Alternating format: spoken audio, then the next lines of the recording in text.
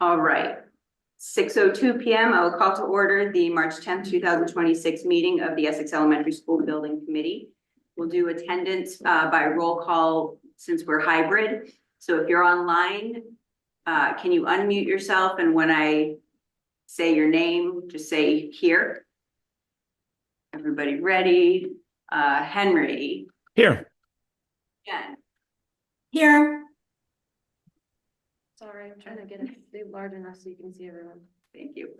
Charlie. Here. Rochelle. Here. Lisa. Here. Tim. Here. Tyler. Here. Kim. Me. No, Here. Kim Field. Oh. Here. Did I miss anyone online? They're bouncing around. Ariel. Here. Anyone else online that I missed? Mike Earhart? Yeah, Oh, Mike. Mike. Yeah. Mike? He's here. He just said he's here. Yep, I'm here. Mike Gerhardt. All right. In person. Emily Dwyer. Hold on. I'm still here too. Emily Dwyer.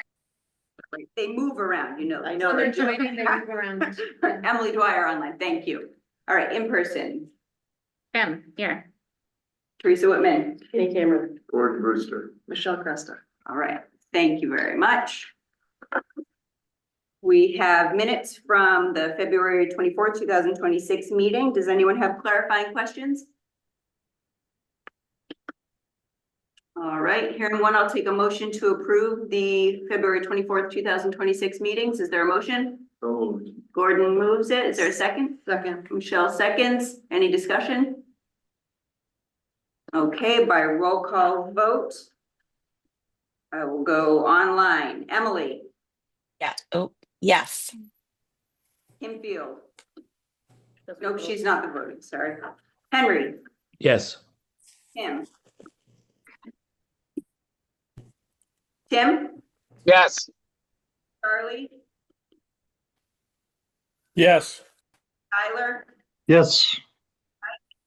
Yes. Ariel. Yes. And in person, Kim. Yes. Annie. Abstain. Gordon. Yes. Michelle. Yes. Yeah. Minutes. Pam. Pam has let the record reflect that Pam Bowden has joined the meeting. Teresa Whitman, I'm a yes. Motion carries. Minutes are passed. Thank you very much. We have, just writing these down so I can see them better.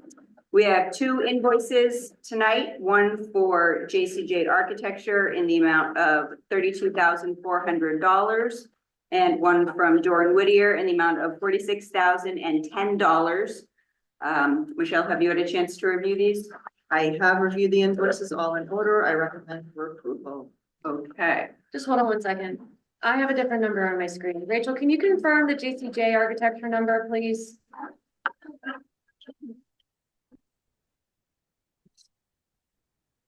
I have this phase number from the invoice. I don't know, Rachel, can you unmute? Can you hear us? You have a copy too? Okay, I have so many things up on the. Sorry, I'm checking right now.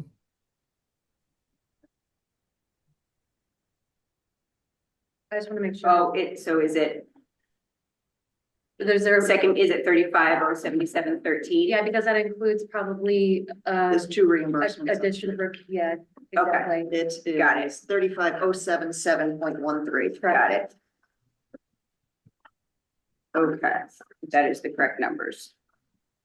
Okay, I will take a motion to approve the Doran Whittier invoice in the amount of $46,010, invoice number 10, and the JCJ Architecture invoice in the amount of $35,077.13, invoice number 6. Is there a motion? So moved. Second? Gordon moves, Annie seconds. Any discussion?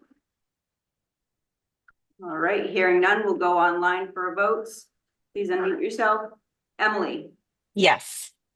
Henry. Yes. Tim. Yes. Charlie. Come back to Charlie. Tyler. Yes. Mike. Yes. Ariel. Yes. And in person, Kim, Yes. Pam, Yes. Annie, Yes. Gordon, Yes. Michelle, Yes. and I'm a yes. Charlie, are you there? I am, and I said yes. Thank you, we didn't hear you. All right. Teresa, Motion- I'm here too, and I also say yes. This is Jen Hockerman. Thank you, Jen. And motion carries. Invoices are approved. Thank you. Site Safety and Security Working Group update. There was a meeting on the 6th. Yes, just to preface it real quick, so we had a first responders meeting over a week ago where we talked through the initial kind of discussion during this preferred schematic report phase of site safety and security. We presented a lot of the same information that is included as far as site safety and security within the memorial project itself. Talked through the, pluses and minuses of everything, and then got some feedback from those first responders. And then we met with the site safety and security working group this past Friday.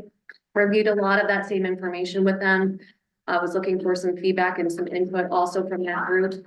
Ultimately, we understand that there's going to be more discussion beyond just the preferred schematic report phase. There's going to be multiple decisions that are going to happen during the schematic design phase, but it's good to introduce it at this point, get the conversation going, get the input from the important groups, not only the first responders, but also the working group. And so we wanted just to recap tonight, kind of high level our discussion with that group and kind of next steps. Great.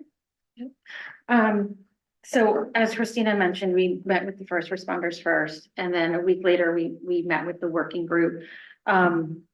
We started by just talking about the security measures that they currently have at Manchester Memorial, and how those measures are still applicable for the proposed Essex Elementary School, regardless of what alternative is selected. I can run through some of those measures, but essentially how one approaches the main entrance. Once you're in the vestibule, having security within that vestibule, the transaction window being of a bullet resistant level. And then the Raptor visitor system will then gain you access into the school. In addition to that, we talked about security cameras, exterior and interior, obviously not in private areas like restrooms, communicating doors between like classrooms. So 2 third-grade classrooms, as an example, having a door between the 2 classrooms. Also talked about access control for various doors, and we'll get into specifically which doors once we have a preferred option. An intrusion detection system, inclusive of a silent alarm and a duress button, and we'll get into specifically locations and quantities of those once we have the preferred option selected. We then talked a little bit about how the district and specifically how Kim and her team react to various emergency situations. But we really can't get into those discussions until we have a preferred option, and then we can work with the immediate district and first responders to work out the plan and site plan specific to how they would like to respond to various emergency situations.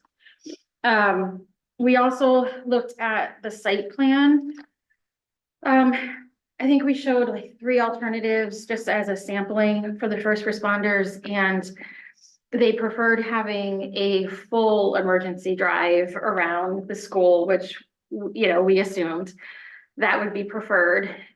We will add gates to that drive so that the public can't just come in and drive around your school.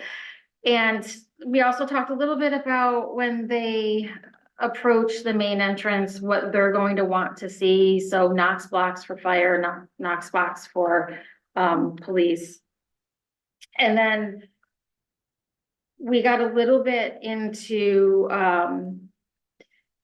the fact that there's 2 ways to access the site off of Story Street and Western Avenue.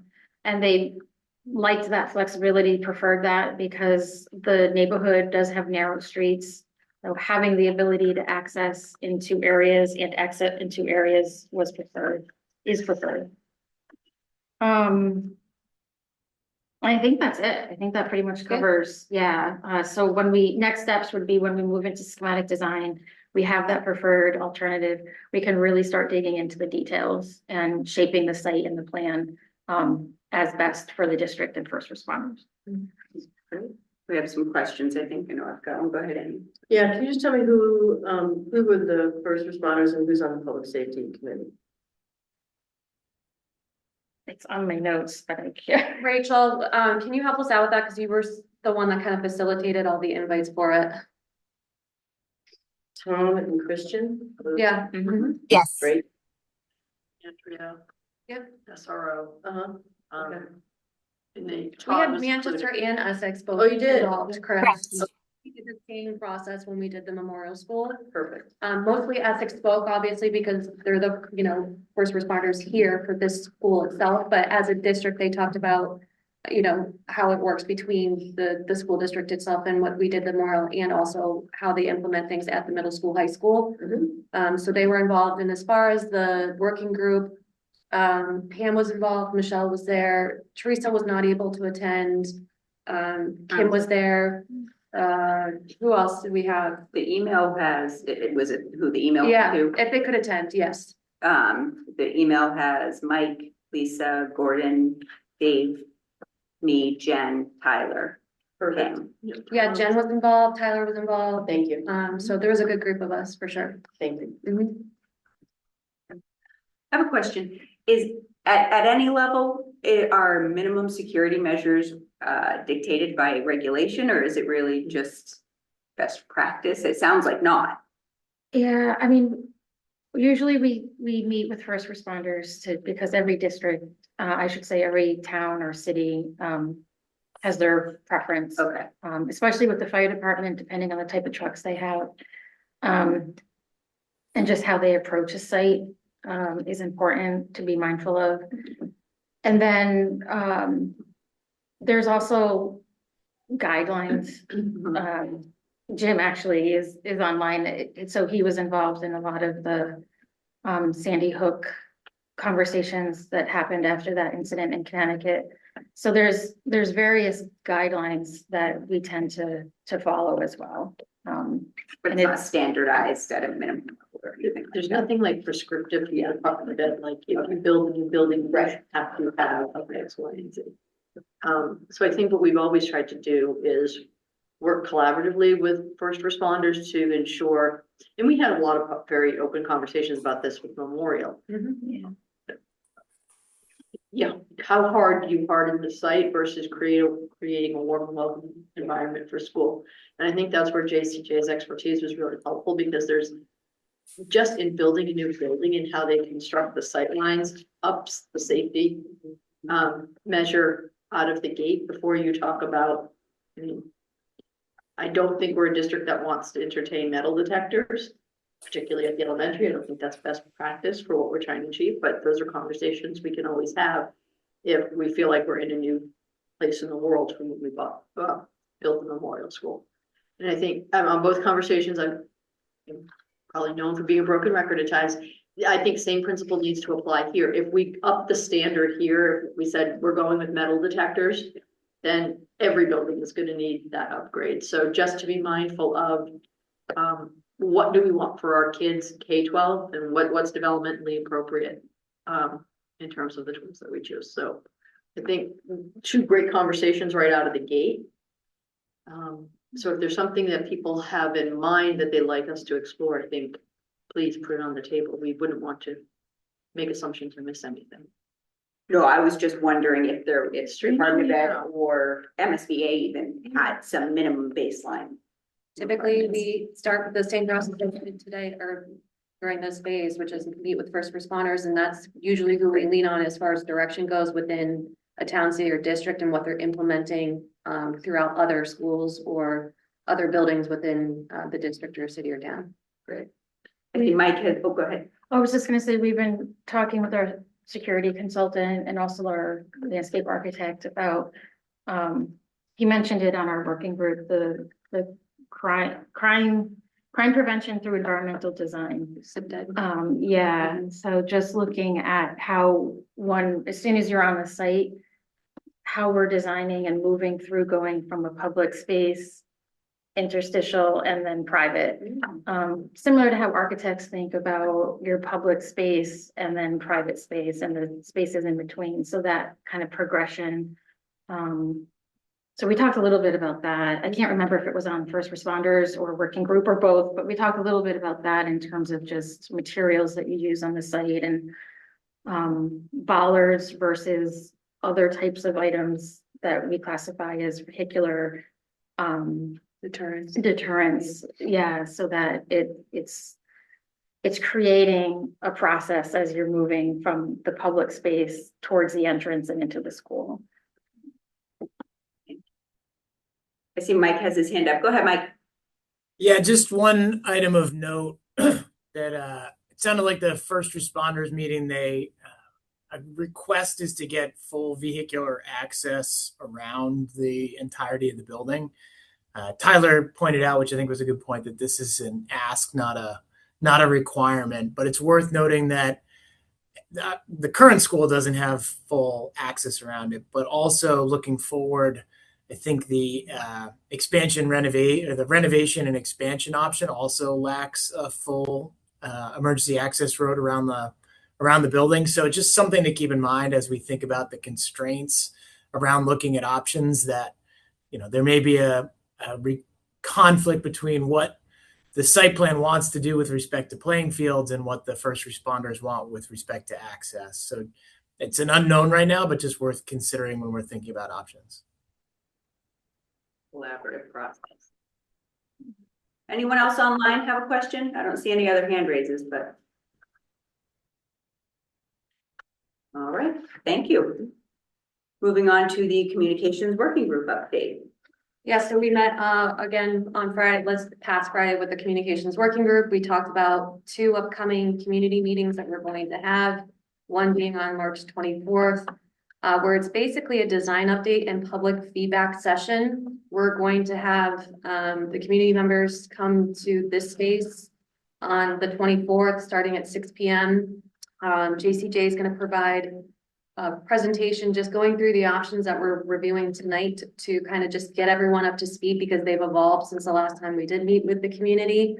We're going to have posters of each of the different designs on easels set up, and after the presentation is given, we're going to ask the community to provide us with feedback on each of the options. So we're going to have little post-its that they can put comments on, leave them with us, so that way we can take that data and then collect it and compile it and come up with a way to report out to this group following that. And then at 7 o'clock, we'll have our regularly scheduled SBC meeting to go through kind of the final review of the options itself, talk about what the community members gave as far as feedback initially. And so that's what's going to happen on the 24th. And then from there, we're going to have another community meeting on April 16th. That will be 2 days after we have our SBC meeting, which will be presenting the numbers, cost estimates for the different options that we have to study for this phase. So obviously steps are SBC first, then community second. We obviously want to get feedback from that group, and then we'll be coming back to the SBC on the 28th, asking for approval of the PSR submission, which is your preferred option to the MSBA. Any questions? The video is also ready to go. Oh, thank you. Posted, right? Yes, yeah. So we've been working with Dave Cartoonen. He's a gentleman that I've worked with on several projects. I know Pam's aware of him, and so are other districts within the Commonwealth. He's very good. He compiled a video for us that kind of goes through the feasibility process and where we are within the PSR phase itself. It's on the front page of the website if you want to check it out. Pam's blasting it through her channels with the district itself. So we're excited about the video being out there. I think it's really good. It's really informative. It's a great way to get people up to speed with where we are within the phase of the project. And we also hired him to do multiple videos, not just this feasibility phase. I think that once we select the preferred option, he'll put together a video talking about the preferred option, including cost estimate details. And then what will be really important is then to present a video about schematic design. What does that mean? What are we going to be studying during schematic design, and how that leads to the votes, both the town meeting votes as well as the debt exclusion votes. Thank you. Anyone online have any questions? Wonderful. Thank you. Yeah. It's something we talk about afterwards when we wanted to have their video on a screen available for the town meetings. I've done that before too. We can talk about that with the communications working group. Other towns I've worked in or cities or districts, sometimes the superintendent likes to do a recording over a video. Instead of it coming from like just a complete other person, we can go through the so many different options that we can do for a town meeting. Yeah. All right, on to design update. Fawn, is this you? Sure. So the consultants have been doing a lot of work over the last couple of months to either help provide more information into the PSR report or to set us up to be in good shape to run forward once we have that preferred option into the schematic design. So during the February school vacation, we did have our consultant scan this existing school building. So regardless of an alternative that the SBC selects, we'll be using that information for the hazardous building materials documentation. So whether it's a code upgrade or add reno or demo and build new, we'll be using the model that comes of that scan to document the hazardous material abatement process. And obviously, if we do add reno, we're going to be using that model to build upon for our documents. And if we have the new building, we'll use it for demolition notes. Mabit environmental scientists were also on site during the February school vacation. They started, well, two things. They did their hazmat building materials survey to build upon I believe it was the 2023 report that the district had. So they'll be providing an updated report. And they also began their phase 2 studies. I'm not sure if everyone online and in the room knows the difference between phase 1 and phase 2, but phase 1 was done during the PDP phase, and that's more of a visual inspection as well as historical documentation. Phase 2 is when, based upon what they find in the phase 1, they then proceed with a more scientific approach of taking samples and doing some subsurface studies. So Mabit was able to do that while the students were on vacation in February. They installed 2 wells in the boiler room and 1 well outside the boiler room. And they also provided a GPR, which is a ground penetrating radar. There is documentation from the phase 1 study that there was at one time an underground fuel oil heating storage tank, but there's documentation from the conservation meeting that it was to be removed, but there's no documentation that we were able to find, at least, that it was removed. So their investigations was just to confirm that there's nothing there. And so far they have found nothing. So that's great news.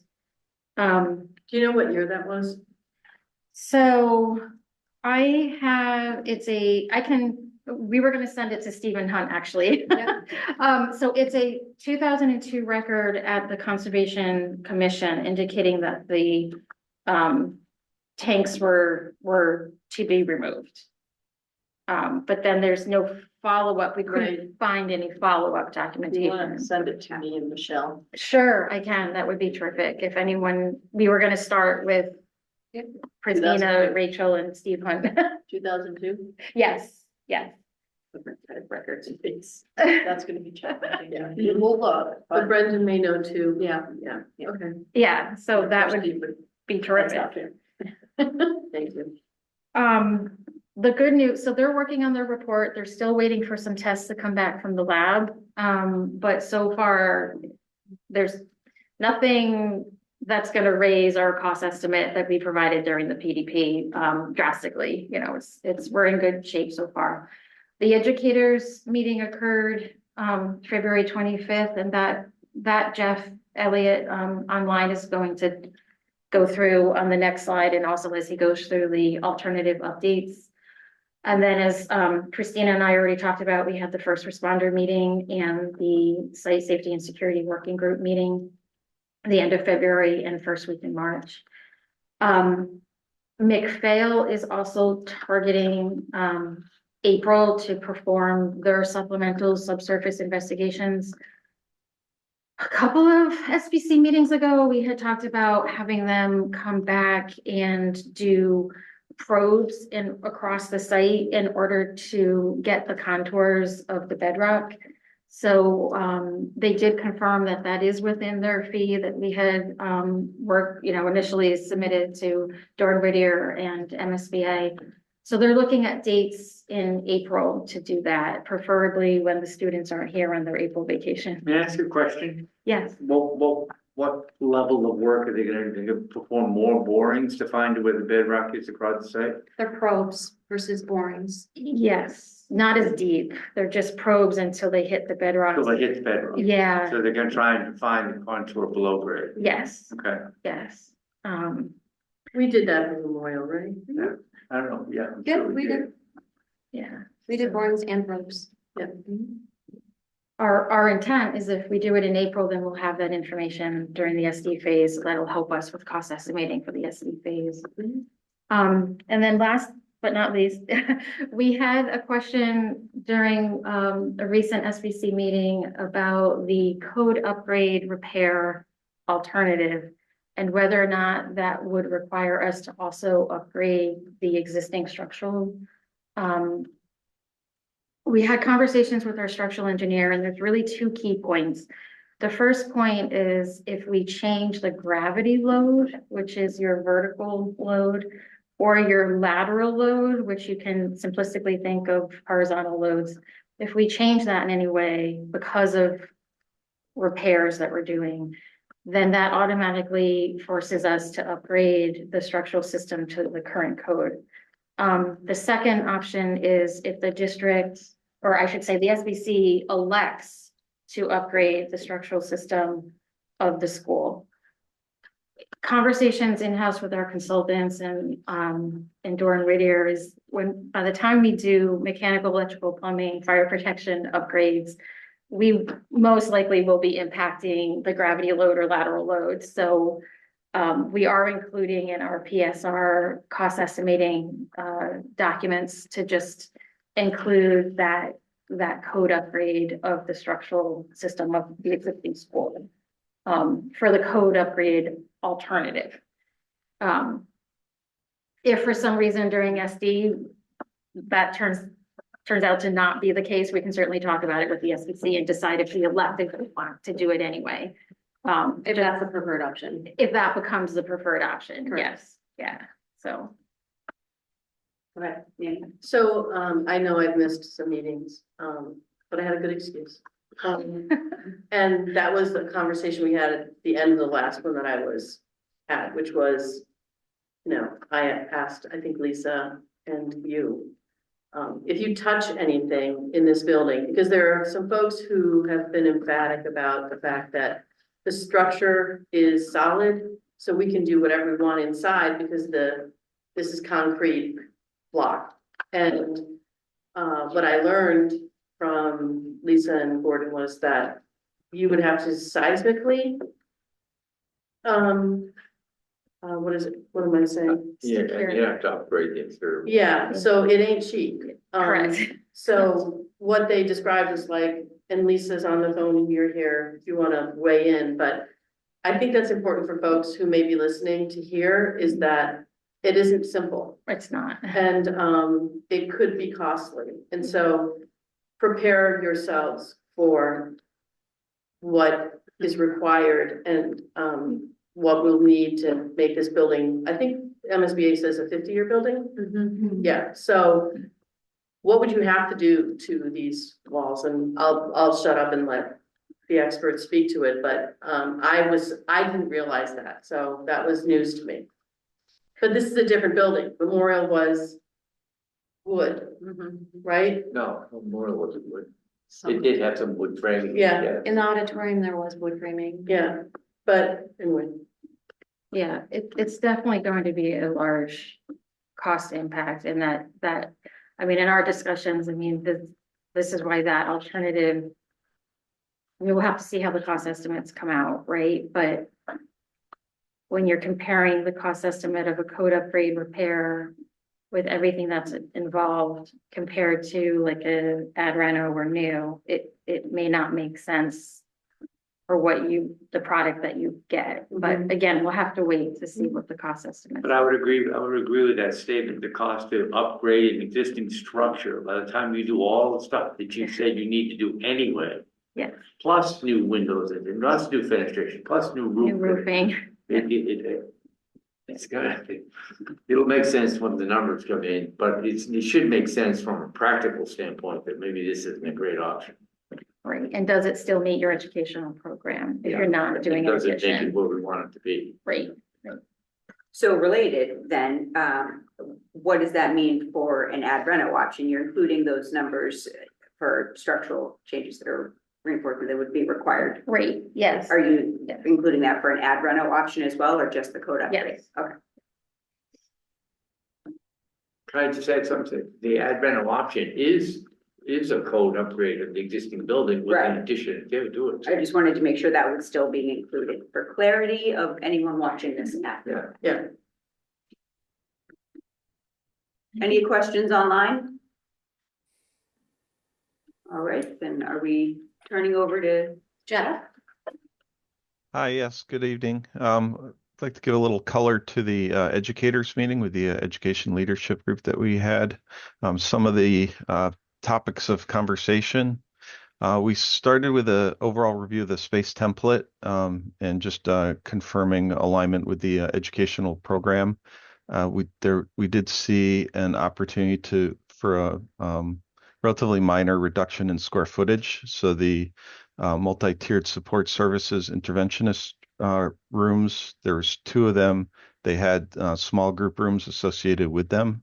And the thought was that instead of adding 2 additional small group rooms for that function, that the interventionist could use there's 6 separate or different small group rooms with each classroom grade level. So those spaces could be, multifunctional. And so that was 500 net square feet times the 1.5 multiplier. So it's 750 gross square feet of area reduction without negatively impacting the program. So all the cost estimates will be using that reduced area. There's a lot of discussion about tech-rich spaces, and the world language room specifically was identified with the desire to be very flexible, multifunctional, and a strong preference to locate that adjacent to the media center, potentially being within the media center or connected with movable glass walls, etc. And paired with the media center and the world language, there's a strong preference for the art room to be there as well. So that's a really important trio of programmatic spaces. The classrooms, we talked a little bit about kind of fine level of detail that they should be organized in pairs adjacent to each other with communicating doors.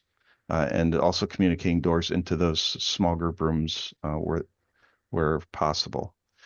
And then ACE and RISE programs, maintaining a connection to their peer classroom grade clusters, as well as being near an elevator if elevated on upper level. And then site plan, as much field as possible was a constant conversation, and really how the sites are laid out with adjacencies to play areas, safe travel paths between CAF, gym, play, and fields, avoiding parked cars for sight lines. That's all important for the daily function and safety and security. So if we go to the next slide. So that just as a reminder, this is the existing site and the site flows. So the code upgrade really would have some minimal addition of walking paths for accessibility, and that's about it. And so some repairs of blacktop, but the site layout would remain as currently functioning. And as Mike pointed out and reminded us, there's no full perimeter loop road in this baseline condition. If we go the next, just flip to the next two. There's no real updates here. Yeah, thank you. So the addition renovation, again, as noted, there's no full perimeter loop road here, and that is really comes down to the size of the addition and the proximity to the property line, and it becomes a conflict between the loop road and getting the field sized appropriately. So that's a trade-off inherent to this option.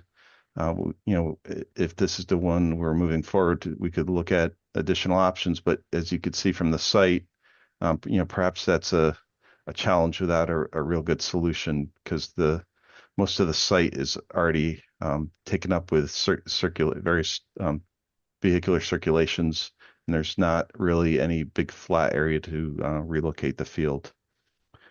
Let's see. Next, please. So we did some internal modifications here. Yeah, thank you for zooming in a little bit. In the existing gymnasium, when we build the new gym and we renovate and put in the media center, we've adjusted moved the music room out of that space, but moved in art, and world language was already there. So that creates that trio of programmatic spaces. And also ACE 3.5 has been moved to the corner of the nearest to the addition, so that is as close as we can get it to the piers. And then Rise is kind of in its own cluster further down the plan. Thank you. So while some of the internal adjacencies have improved, an inherent challenge with this scheme is that the gym and the cafeteria or dining area are separate. So having those close together, there's a synergy for indoor recess or and also community use, and that's just that adjacency just isn't as ideal in this option as some of the other options. Next, please.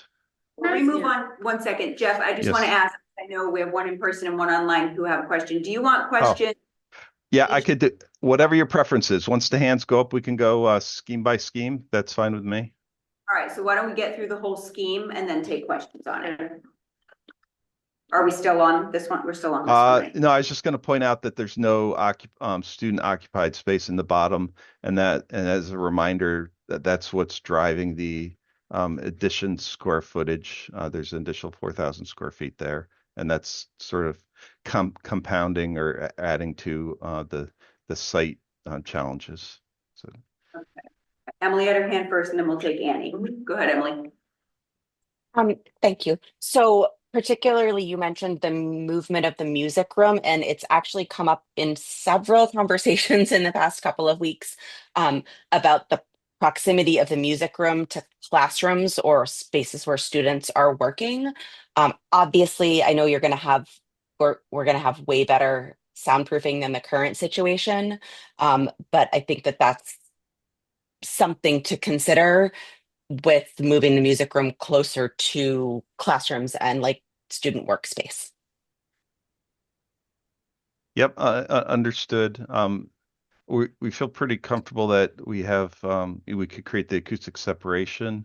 I guess the obvious disadvantage here is it's another 40 feet farther from the stage. But the trade-off getting the art, world language, media as a strong adjacency triangle. At least in our last conversation, that was preferable. And this may change or evolve as if this is the preferred option and we move into schematic design with it. Thank you. Annie, go ahead. Yeah, just the, I'm like, you mentioned the separation of the kitchen and caf and then the gym. And I'm wondering, could you take the gym and just blow out this space larger? Is that a stupid idea? Which one? Like, could you take the gym, move that over here and just make the whole thing bigger and what you need? Can you describe that so we can? Are you speaking over Move by the whole- here? Whole gym right over to where the You're talking dining right area here? is larger and larger, make it bigger. Can you see my cursor? You're talking over here, Annie? Yeah, could you do that or not? Yeah, I have to tell you, I hate this. I think it's clumsy and just a lousy use of the site. I can't stand it. Sorry. Seems I like putting the you, rental Jeff. up front, but like the base, the core building is what it is. So, I mean, we'd be talking about putting the gym right there. That's what you're saying. No, just take this and just bump it out. Oh, make this. Yeah, bump this Like out cafeteria. to be the size that you need, so that you still are having a cafetorium.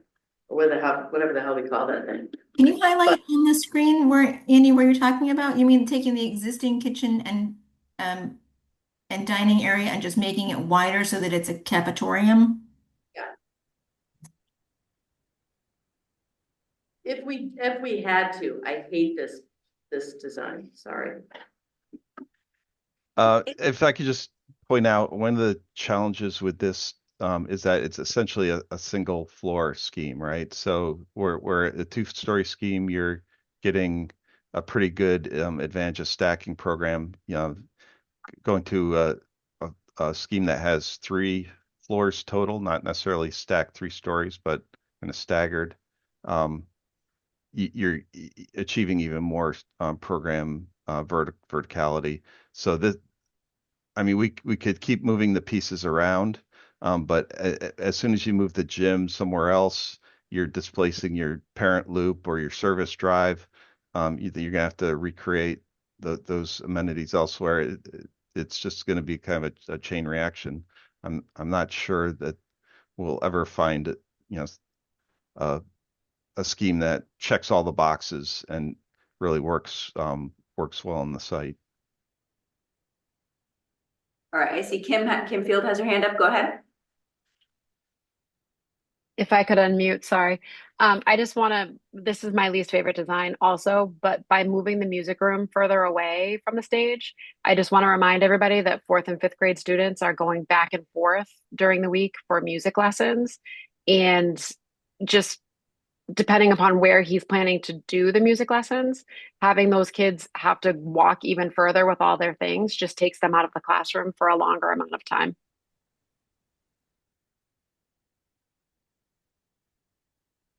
Thank you.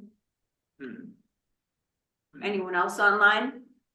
Questions or comments?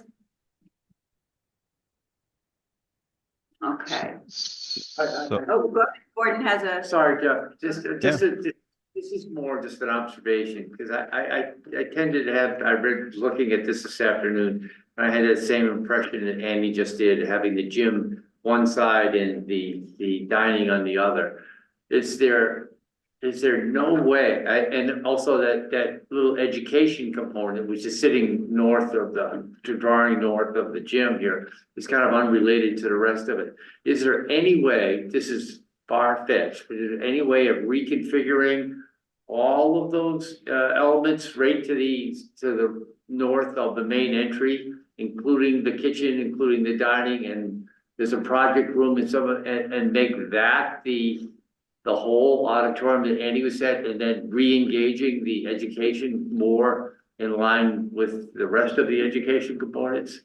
Difficult to do this by air guitar here, but it's just something that brings all of these elements, plops them right down on top of here, and then this down becomes a meaning for it, a reason for the education program. Gordon, just to clarify, are you suggesting one addition off the north side of the building with all that program, or two separate additions, one off the north, one off the south? No, I'm not talking about an addition at all. If I take a look at the kitchen, dining, PT project, there's a block of pink, a lighter pink and lighter blue and darker blue of that becomes the kitchen and gymnasium area. So the gym moves over there, occupies what is now used for some other purposes. And then the education component, all those classrooms you have out there now becomes more engaged with the school itself. Just a thought. It's just The existing cafetorium is not large enough for a full-size gym, if I'm understanding your suggestion. you're right. That's why I'm saying go across the corridor and use up that other space as well. I'm not following, unless you're saying just go I ahead. think to do that, you'd have to tear that whole piece down and rebuild it, Gordon, There's a because lot of work associated, no question. you've got structure in there that wouldn't accommodate itself to a gym. If you just look at the box would fit, but in that location, but you'd have to tear all that down, I think, and build new to get a 6,000 square foot gym to meet the MSBA requirements and height as a gym. So you could demo that. You also could possibly build the gym on the north or the plan right side next to the current cafeteria and kitchen, although you'd lose windows in the cafeteria if you do that.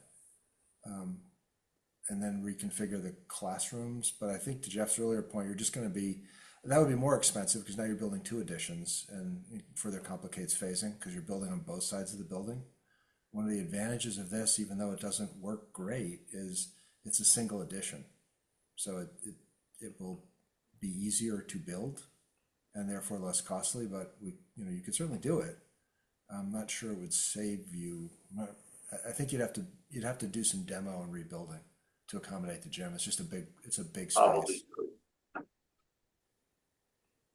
Responding to the locker. This one, I agree with Annie. It's a bit awkward to have this thing kind of spread out across the table, across the site.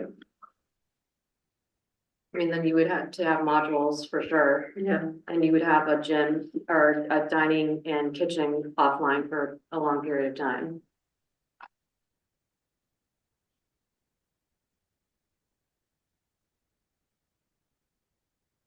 Go to the next one. Anyone else have questions or comments? Sorry, we're all lost in thought. All right, we'll go to the next one then.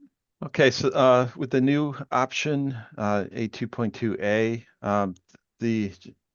as has been the challenge with this scheme right from the beginning, it gets really close to the wetlands, all the wetlands. It does have full perimeter road.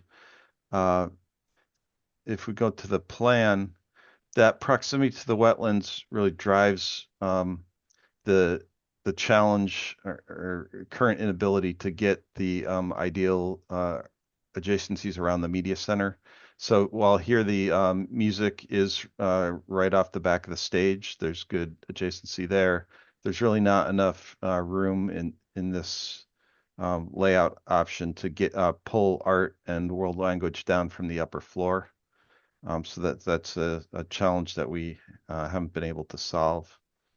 If we go to the next slide, one improvement that came out of the educator meetings was that the proximity of rise to the elevator.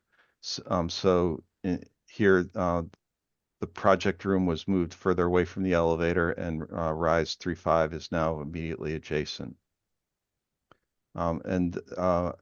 This classroom neighborhood layout has been well received and is kind of takes inspiration from one of the schools that we toured way back when. When was that? Last summer or fall.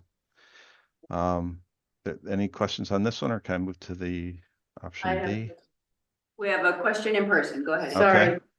So I'm channeling my inner George and looking at the space, the breakout space. You don't know what that means. The gym knows. So the breakout space looks expansive. Like, is that a place where we could kind of tighten our belts and gain some savings? Does that make sense? Most definitely. In this scheme in particular, or are you talking across the board with the space template and the program? I mean, I think it's an option for both schemes. This is hitting the targets in the template. There is a little bit of there's like a linear accommodation for lockers, so they would kind of be out in that breakout space. But if it's looking like here and maybe in other schemes, if you don't see how you would use those breakout spaces, that is something that we could compress. And we could also, in schematic design, we can start to do layouts so you can really understand the scale of those spaces with furniture and what you could accommodate in there and see if that's fitting your needs or if there's if it's too generous. Yeah, right. Thank you. Anyone else? No? So option B, this had been an approach to try to relieve the pressure from the kind of wetlands encroachment, although I will say it doesn't really get any farther from the wetlands. So when we go to the plan, the media center still doesn't have the, if you go to the next slide, please. Well, there are more spaces around the media center, we switched them so that music is closer to the stage. It's still not immediately adjacent. This does have art adjacent to the media center, but we also had to accommodate OT and PT, so that kind of fills the corner. It doesn't have the world language tech-rich space in that immediate vicinity yet. And if we go up to the next plan, you could see here the project and world language kind of have an overlook into that media center, but it's not a direct adjacency on the main floor. And if there's no questions on B, I can move into F. I have a question, and you can, Christine, I'm going to rely on you to pause me and bring it back at another time or whatnot. Just looking at A 2.21 and 2.2B, they are pretty similar. You're looking, I mean, the angle of the swing there. And I'm wondering, other than the outdoor classroom, is there enough differentiation to warrant carrying both of these into pricing and getting public feedback and that sort of thing? Help me understand the reason. Like, once we see pricing, is there going to be a considerable savings with this L-shaped option that we might not see with the wider swing? Or I'm looking at it and just seeing them as so similar. Yeah. Then why are we carrying both of these outward, since we will have multiple new construction options considered? Yeah, I think that the history of this B scheme was the idea that if we did demolition of the 75 building, and this was a direct conversation with the SBC, what opportunities were created or opened by taking that cost and scheduling hit for a two-phase you're adding time because you're doing a partial demolition. I think it's pretty clear to us after working through it that we weren't really getting a lot of benefit from it, either internally with the plan adjacencies or on the site. Reviewing this with our site civil and landscape architects, they weren't really thinking we were gaining much. So I mean, if you didn't want to continue talking about B, it's not going to hurt any of our feelings, I don't think. But so we had it developed, and it is ready to send to the estimator if that's the desire, just to get a differential from the A or the F new options. Yeah. I think the biggest place you'll see the cost differential will be in, as Jeff said, in time and phasing. Mhm. So if this project takes longer, could be a cost to that if we have to do a phased approach versus a simpler approach. Yeah. So, but by getting it priced, you know, that may help answer a question if that comes up. Yeah, and I think the conversation, when we some months ago now, I mean, everyone had a lot of, thoughts and ideas and alternative approaches. Could we demo this part of the building? Could we, similar to we just had with the ad reno? And this is the result of one of those conversations. And you're right. Yeah. Miss, Please go ahead. Jeff, I'm gonna ask your opinion now. Which one of the two options, the 2.2s, A and B, would you prefer? Can we maybe talk about F first? No, we're talking, Of A and B, I think A has more benefit because you build it in a single go. So there's an economic advantage. And I don't think you gain enough in B to offset that advantage. That's just my personal take on it. Well, go ahead. really, That's why I'm wondering, what is the single recommend phase, B? What is B's recommended? What's B's what's bringing, yeah. so value? why Yeah. carry B forward? Is Right. that your question? Yeah, I'm thinking of public input being watered down by two very similar things, and especially if we do have an opinion, but if we don't, we're still working through it. I'm glad to honor the process. That's why I'm asking the question. Does anyone have any strong feelings about B? Like, educationally, was there something to I mean, it sounds like everything was pointing toward A as the better of these two It's a options. brand new building built in a single phase and it covers all the educational components, so it definitely has merits there. Jeff, you had said that originally when you developed B, or when we had feedback on B, you were trying to get out of the wetlands more than what A was, is that correct? But it doesn't really change much at all? Yeah, because the angle of it, so it's further from the property line, but the wetlands, or the southern property line, but the wetlands kind of run north-south. So it didn't really, I mean, you're still encroaching in both of those wetlands pretty significantly. And the biggest encroachment is, the north west corner, where it's basically a road's distance from the actual wetlands. So it's 70 feet into the 100-foot buffer. That's true here, and it's pretty similar in the A option. So if our task is to find the most cost-effective way to meet the educational need, and we have to present in these three categories of put, upgrade, ad reno, and new. Our job in bringing multiple iterations of any of those, like new, would be to identify the best, most cost-effective way. So if this we know isn't it, yeah, I mean, I'm not trying to make a thing out of it, but I'm not inclined to carry an extra thing forward just for, like, I think it's fine to say we've reached its natural conclusion unless there's a compelling reason not to. Because we still have two additional. Yeah. Are there any champions for B? That's what I'm trying to understand, yeah. I mean, we're a day away from submitting everything to our cost estimators. Literally tomorrow, we're submitting everything to the two cost estimators. I don't think it hurts that at this phase for us to be able to have them price it out for us and us be able to review it at our next meeting when we have that information. But what I'm hearing is that this isn't really favorable out of those two options. It was developed for a reason to answer feedback that was received here, but yeah.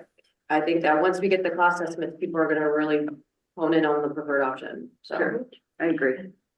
So I can understand keeping that in. I think maybe we should consider how it's included within the public feedback request though, and how Because if this group isn't really leaning toward this, and then we end up with people who think because it's L-shaped, it's gonna cost you, do you know what I mean? That's a I different mean, I kind think of the costs feedback. are gonna imply that because it's a two-phase option, and so that's probably the biggest thing, that time, anything with phasing is additional time and money.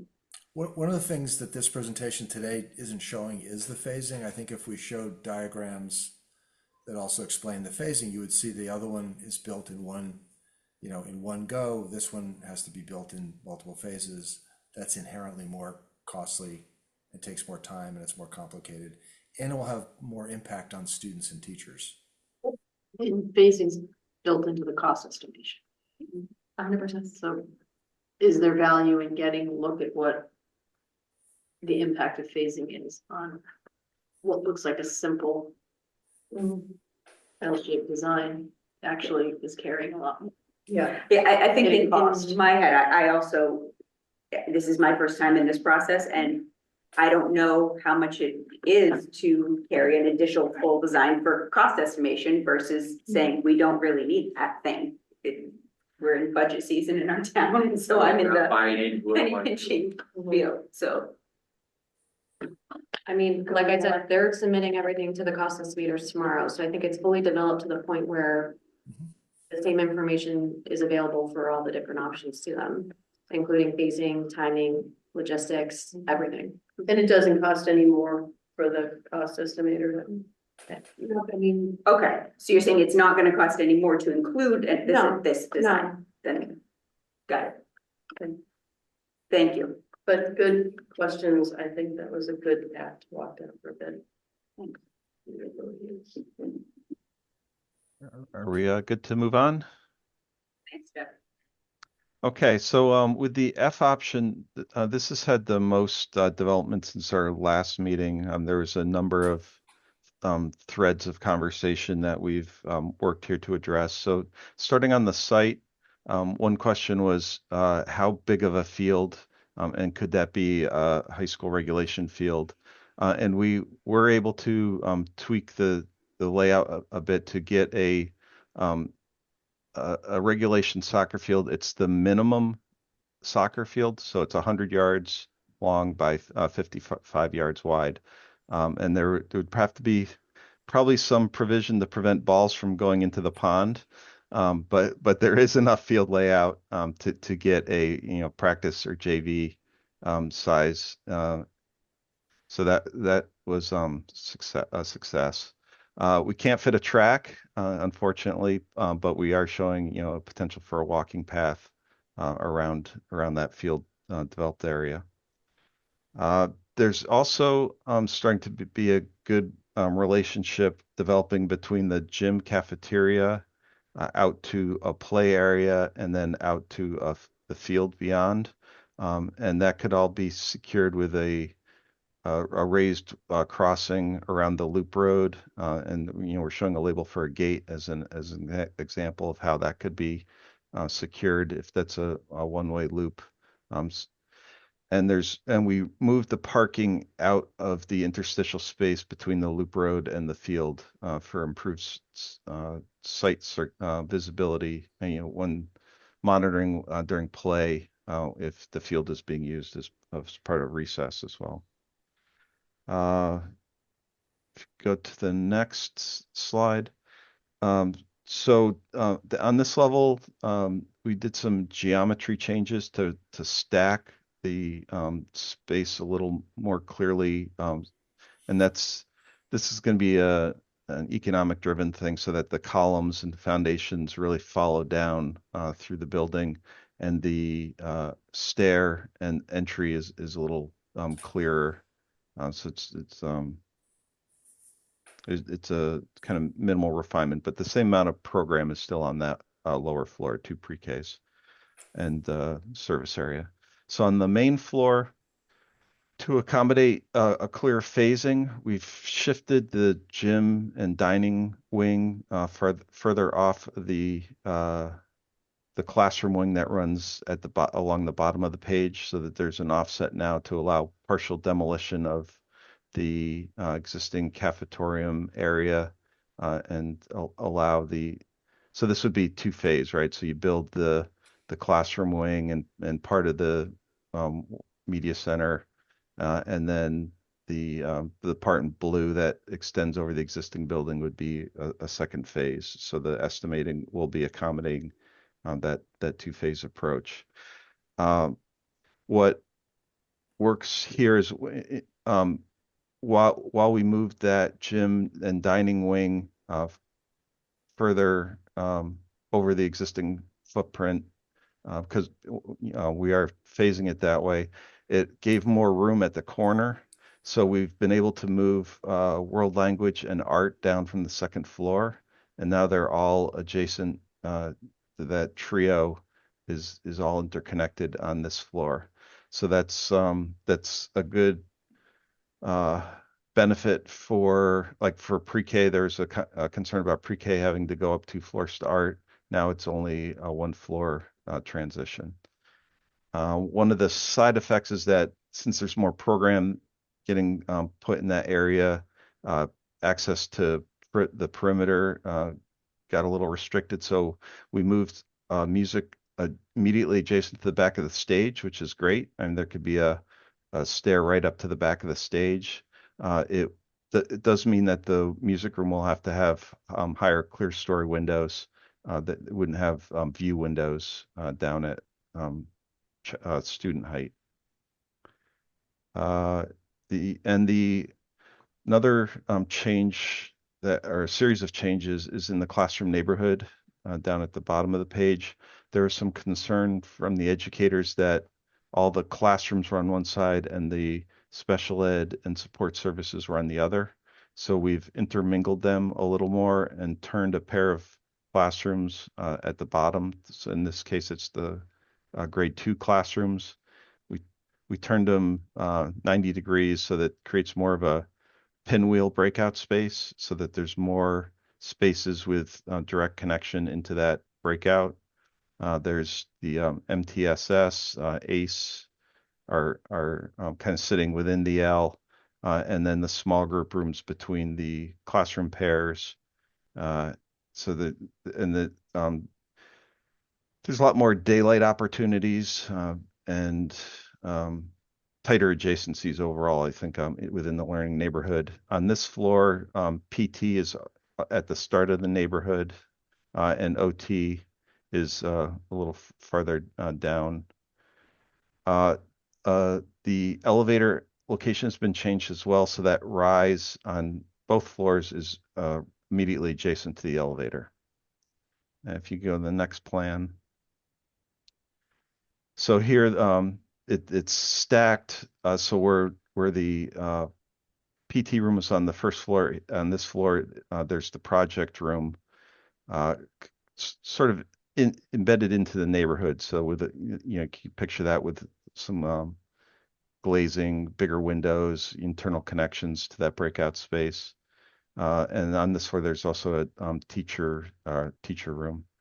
So another advantage is on the last time you saw this F scheme, there was the world language and art space were to the west or plan above the stair here. So we've pulled those back and pushed them down. So in the massing, there's an advantage there. That corner of the building won't appear as tall, so that this floor plate has been reduced and won't appear as tall on the site. So let's see. I think that's all I wanted to cover here. So I see some hands being raised. Open the questions. All right, we'll start with Kim Field online. Hi, thank you. I'm just curious, do we really need a high school size soccer field?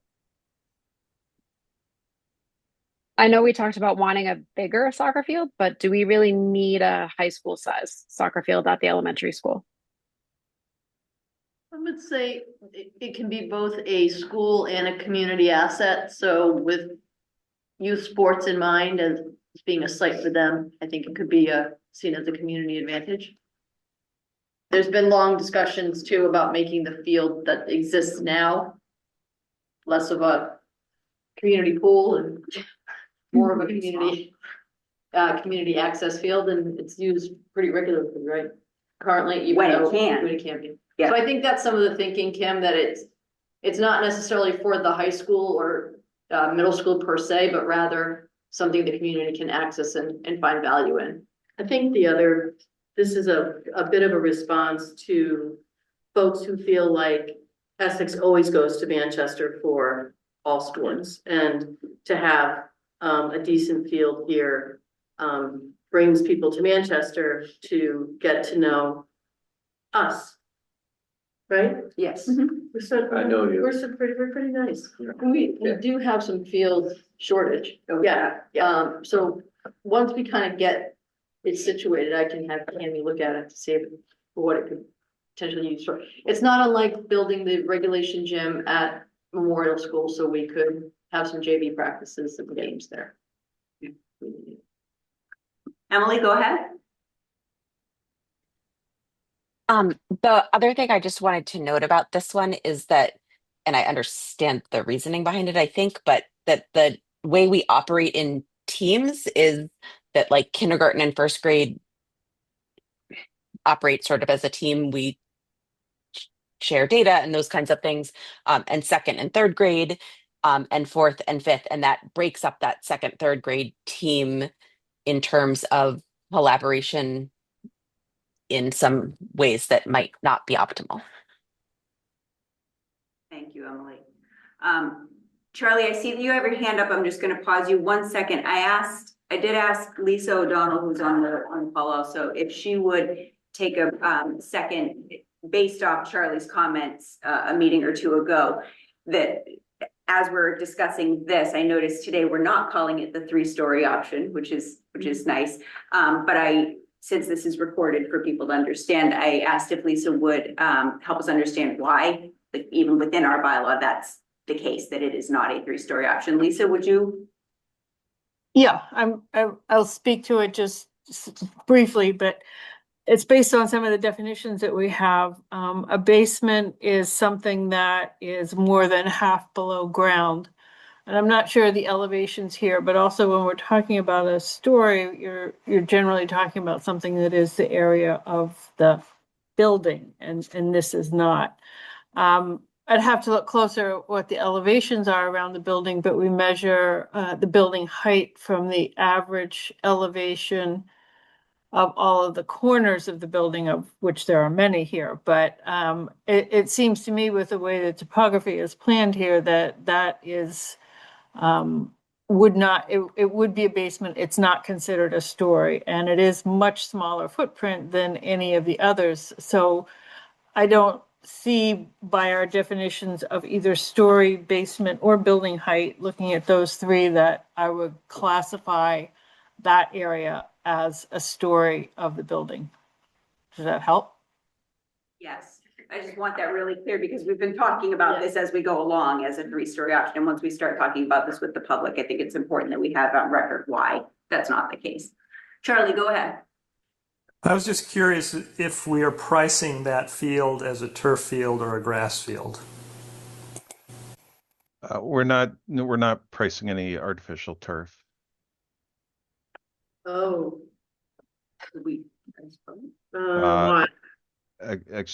Fawn, can you clarify? I don't believe we had. Well, you could price it both ways, I guess, Yeah. and everybody could see the number, which is always significant. I think that might end up being a conversation in and of itself, but having the numbers for both would be really, really Okay. helpful. Yeah. Kim? We can price it as both. We can add that to the narrative. Great question, Charlie. Thank you. Go ahead. I just want, Jeff, thank you, because this is a huge difference from the educator meeting and taking the adjacencies in this, in terms of that community entrance and the art media tech is a huge upgrade in sort of separating where special ed is located throughout the building. So just a thank you to you and your team for making it happen. Yeah, thanks for the conversation. It was very, very helpful. Oh, Gordon, go ahead. So Jeff, I have a question. Considering that that lower level, not the third floor, but that lower level is so small and actually has very few program requirements. This is a question for Pam as well. Do we need to do it at all? Gordon, what we see as one of the benefits is that it's an additional point of entry into the building so that you could get the pre-K off of Story Street. So pre-K, parent drop, and bus, and let's say service are four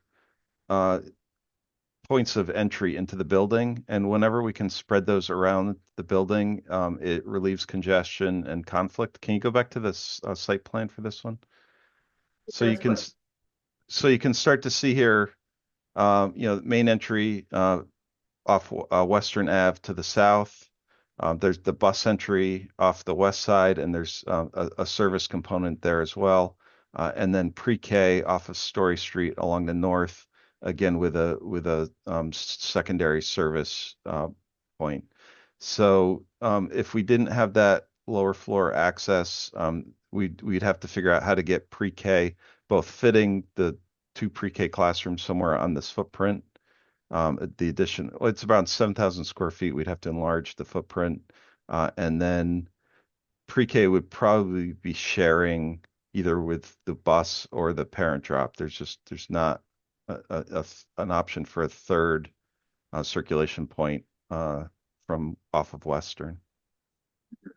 So there's no way that pre-K component, which looks, I'm not sure how many square feet, but it looks relatively small. It's 7,000 square feet with the custodial space. So we'd have to increase the footprint of the main floor around 7,000 square feet. And You'd also have a very peculiar arrangement where you had a story worth of foundation on the Story Street side, which seems odd. Part of what this does is it takes advantage of the site grade to we'd have to do something over there. And I think if you go back to the site plan, program elements to that lower space are less than 50% of that area. And if there's some way to accommodate that program requirement in the upper level somewhere, that we could avoid having this third floor with the elevator, with the stair, with the corridor, and all that other stuff in the project at all. Just a thought in the spirit of aforementioned George Sharp. If we don't need to build it, then why build it? So we need pre-K. Oh yeah, I don't think, yeah. So we need to put the programming someplace. I guess let us think about some feedback that we could give. I'm not loving the pre-K and a service entrance together. I think we want to make that pre-K, and I'm sure you would with your design, which is why I think I need to see what the design concept is a little bit. I'm thinking about how warm and inviting the entry and unique the entry is to pre-K at Memorial. I'm sure you're going for something like that here. All I'm seeing right now is pre-K service entry. And I'm pretty sure it's going to look great. So let me just think about George's question. Well, I think you're putting your back, like, I feel like you're putting your back to Story Street. You're not putting, well, pre-K wouldn't be the back. Pre-K. Yeah, but it's still gonna be the back of the building. Sorry, I mean. It's a 2-story wall. And also it's phased, so I think the pricing is gonna tell the story. But I think I love the effort. Well, I'll come to its defense. I just in the conversations that have brought us to this point. I really love the idea of using the existing topography, letting it benefit that. I actually personally like the idea of shifting the main side. I know it's not the back, but shifting the main entrance to the Western Avenue side, which is a bigger road. I think there's benefit to the neighborhood here to have that be the pre-K entry. Looking at the massing designs that they showed in the last meeting, I think that it would blend better than it may seem. And I I like the pre-K feeling like a separate thing. We don't have pre-K here. It's not part of the Essex Elementary School experience right now, and I like the idea of giving it its own special, separate transitional space like that. So it's not. I agree. I think that the numbers are going to start, help us tell the story anyway. But I think that this, where we came to with this has a lot to be recommended for it. Can I ask what Pam just said before? Can I ask you, Pam? You said the main entry is. You said something about where the location of the main entry is. With the service entrance, you can just see right here, it's labeled with pre-K and then a service entrance. I think it's. No, I can see where the main entry is, but I think Pam said something about. I think the pre-K facing story could be a beautiful entrance. It not make it feel like it's the back of the building, because in a way, my eye is drawn to service entrance, so I can push that out for a while, for a moment. It's actually very similar to the setup of Memorial, because you come in the main entrance and then there is a pass through that goes to pre-K, which is really facing more of the community entrance toward the back of the gym. So the service entrance happens to be on the way around the other side of it. But knowing what the work that you do, I could see that being a very appealing look for Story Street. And a warm and welcoming place for the little ones. Now we can talk with the kind of the admin and the educator team and see, is there more value at looking at trying to locate pre-K with K? You've got some expansion space there if you ever needed it too, if you needed to go to 4 pre-Ks at some point. I was thinking that too. I just didn't want to get out loud. I see Tim. I'm just thinking out loud in response. I'm not making a lot of sense. I'm just giving. No, it's a good idea. It's an interesting thought, a pre-K near K. But like Emily just said, right now, I think the teens are more K1, 2, 3, 4, 5. Because pre-K hasn't really been integrated. Oh, right now. Yeah, it does run currently as its own separate program. All right, we'll go to Tim and then Charlie. Yeah, I just want to back up what Pam was just saying. I think it's in many ways the scheme makes the most sense for the site because it's pushed so close to Story.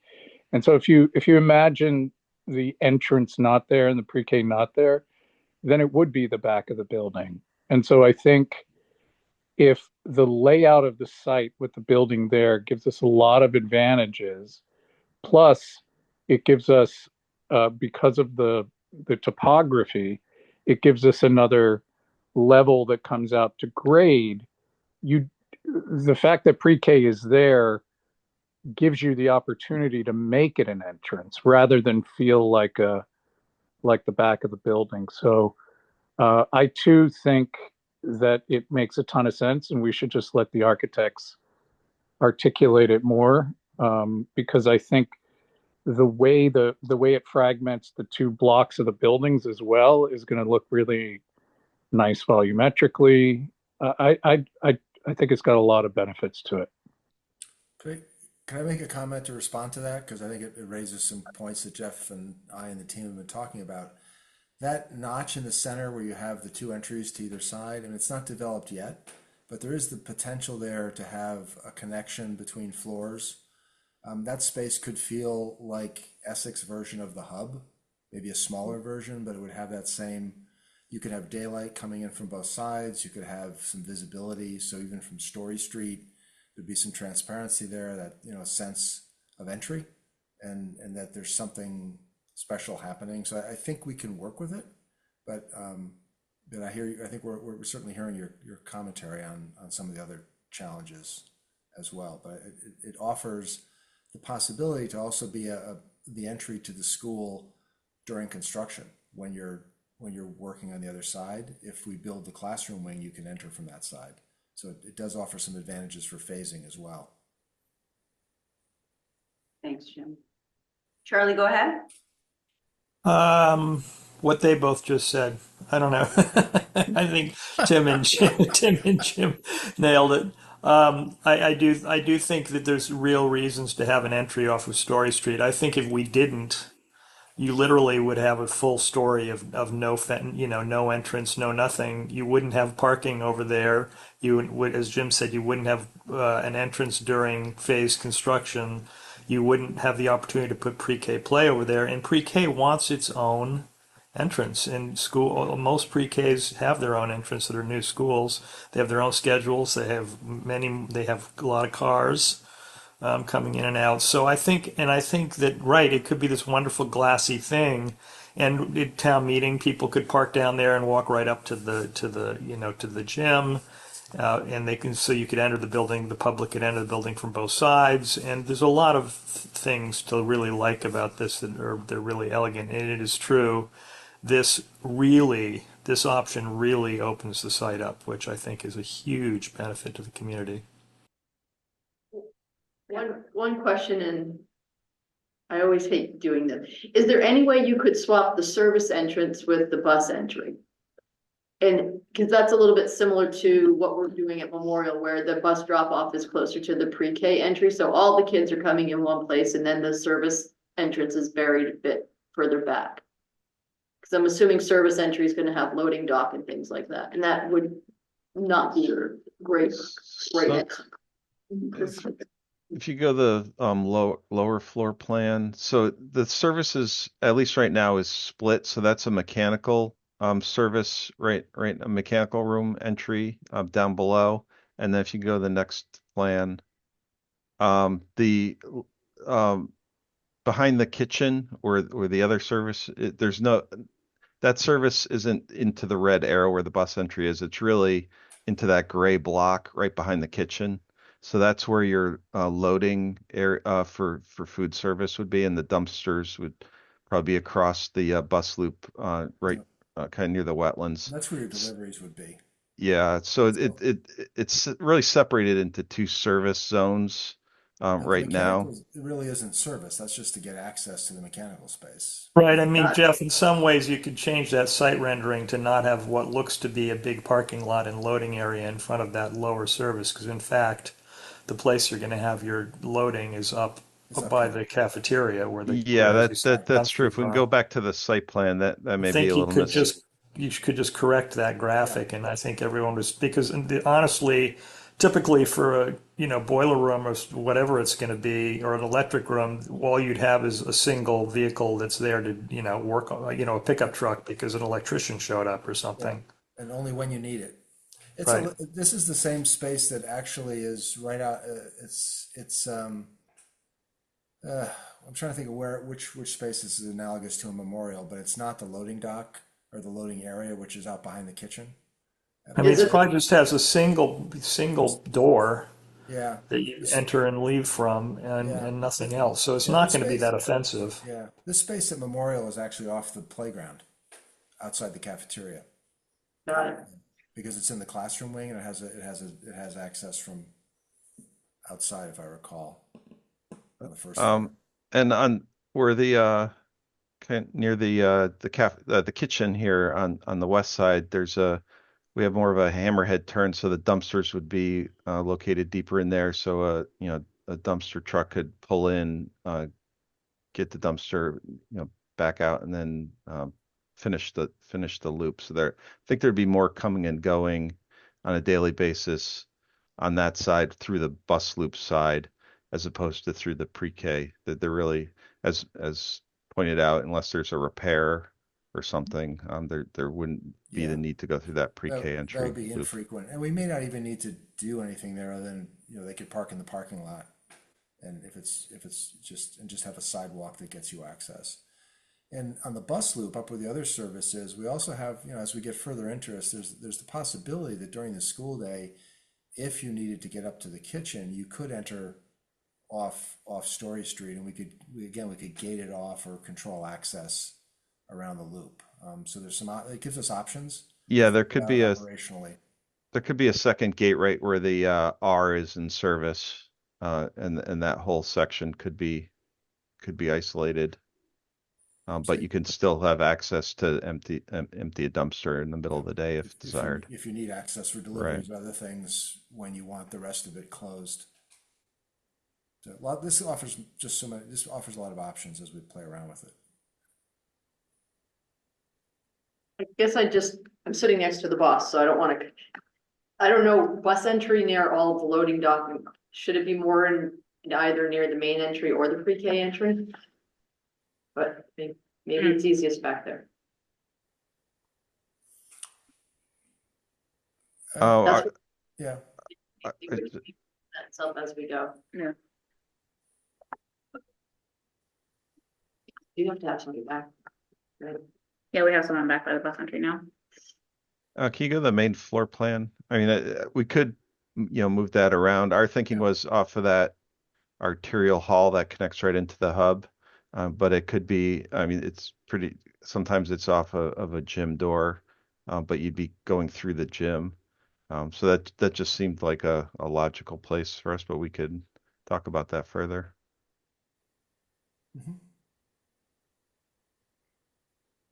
All right, I don't see any other online. All right. I will say before we move, I do see one more hand online, and I'm going to say I love the walking path. I would prefer a rail track, but I think that that's a real value add for the community for probably short money comparatively. So, Tim, go ahead. Yeah, just a tiny comment. As you develop that knuckle, it would be great, I think, if some version of the landings of the stair, if the stair was more than just a stair. So for instance, if the landings were little sitting areas, little reading areas for pre-K, for K. In other words, it wasn't just getting you from here to there. It had another function that helped to kind of activate and keep that center space full of people. Just a small thought. We've had similar small thoughts. So we're looking forward to that. Yeah, it's a great idea. All right, Jeff. So we also updated matrix. Now we have all the site plans developed, so this is now as complete as a draft. We've shaded back the non-preferred enrollment options, the 165 and the 515. The only content change that we've made was to the education element, meeting the needs of the education program for a 1.2b, the ad reno. We've lowered that from a 4 to a 3, and that's just in reflection of the conversations about the split of the gym and the calf and some of the strained adjacencies internally. It does get the big three, the world language, media, and art, but a trade-off being the music is closer to classroom, so it's certainly not ideal. But I mean, our thinking at least is that the F option is really the strongest. It checks the most boxes of the ed program, both internally and on the site. Certainly, or perhaps the pre-K adjacency is less than ideal, but we could talk further about that. But this is currently how we see the schemes kind of lining up against each other, and we're certainly open to input if there's thoughts about how we should be fine-tuning this.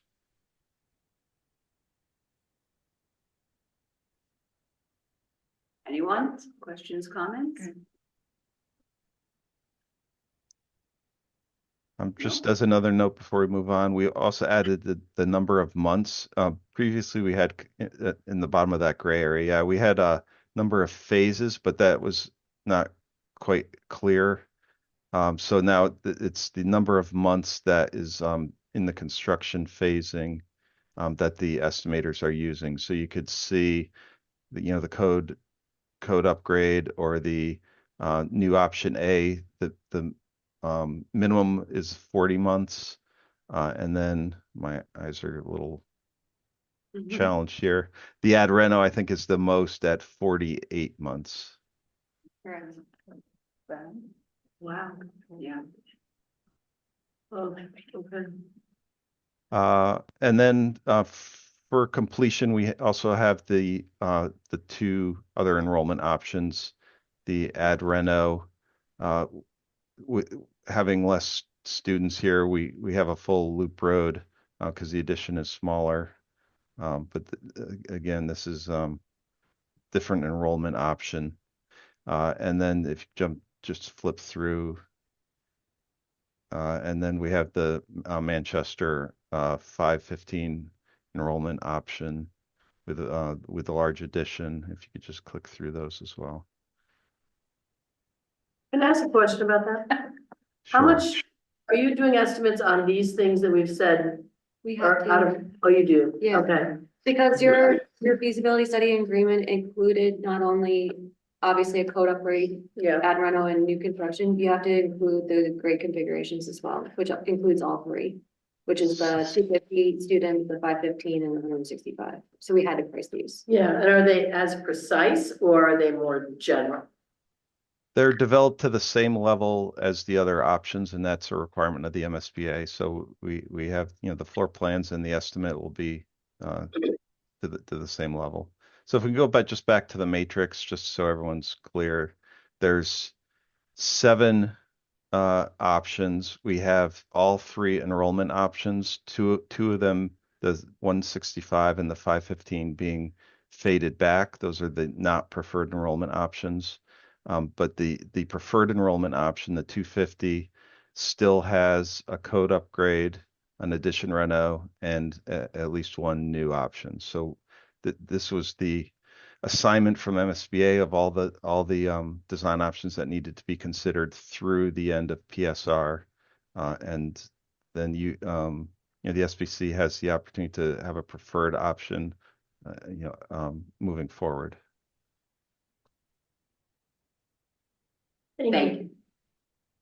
Jeff, for construction timeframe, is that from shovel in the ground to everything off the site, or is? Yes, that's the completion of demo and site work. So that would be from groundbreaking to ribbon cutting. So you're in the building before you're, if it's big. Yeah. Before you're off the site. I mean, if you're even building brand new next to the existing school where you don't have to do any paving, you're in the building while site workers obviously. So is that 48 ounces? Yeah. Yeah, the months can be misleading in some ways, like the code upgrade, you're going to have 40 months of construction within your building. Option A 2.2A, maybe about halfway through that, you're going to have a brand new building that you're in, and the remainder of the work will be demolition of the existing building and completion of site work. So there's 2 vastly different impacts to student experience.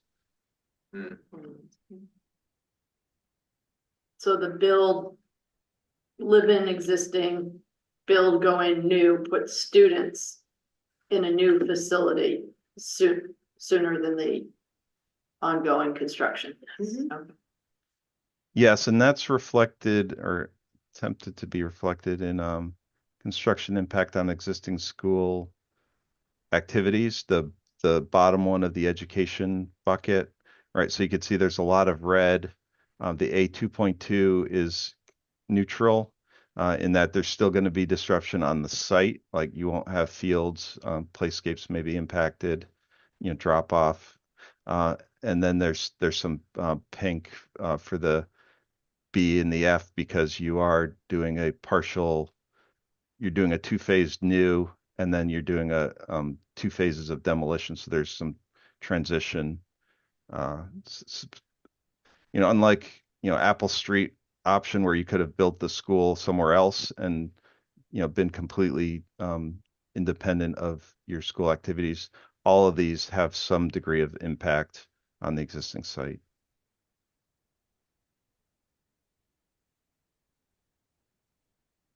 Anyone else? Okay. Thank Great. you. Jim, for Thank your you on- for thank you for your good questions and conversation. Appreciate it. schedule update.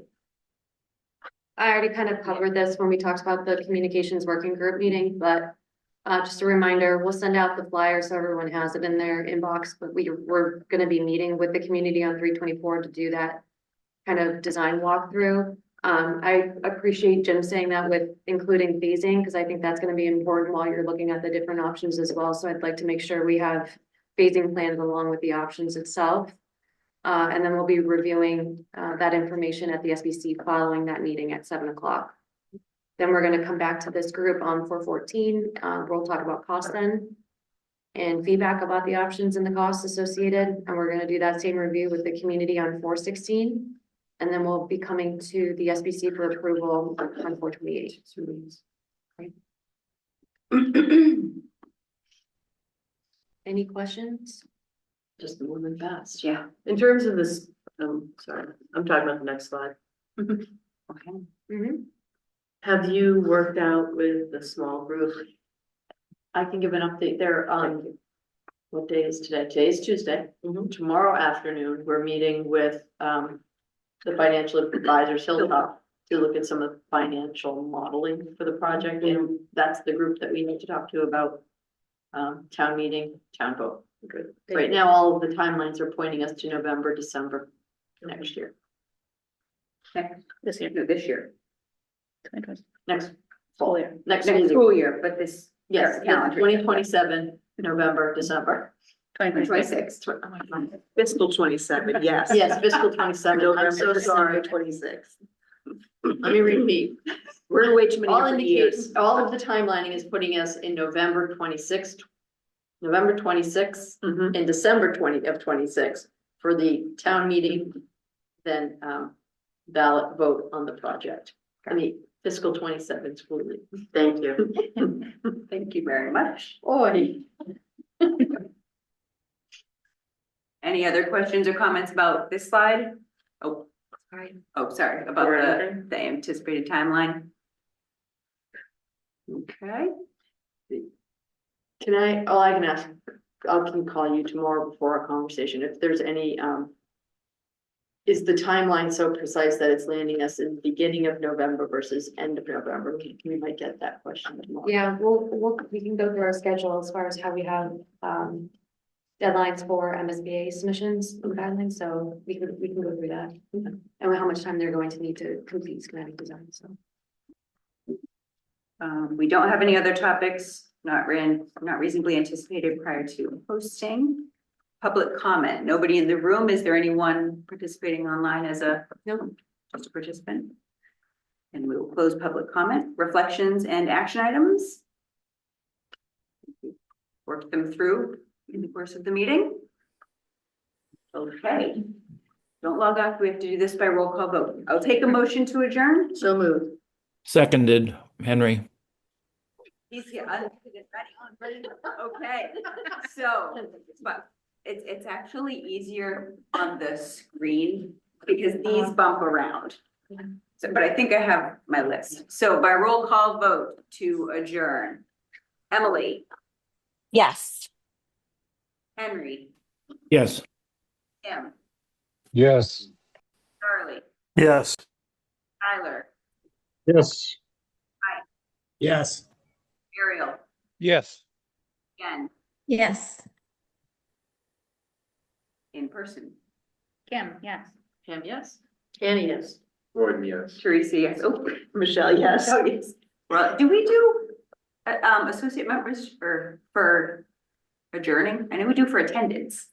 No, because it's a vote to adjourn. Vote. Correct, So, okay. The motion carries. We are adjourned Bye, at everybody. 7:46 PM. Thank you all. Good night, everybody. Thank you.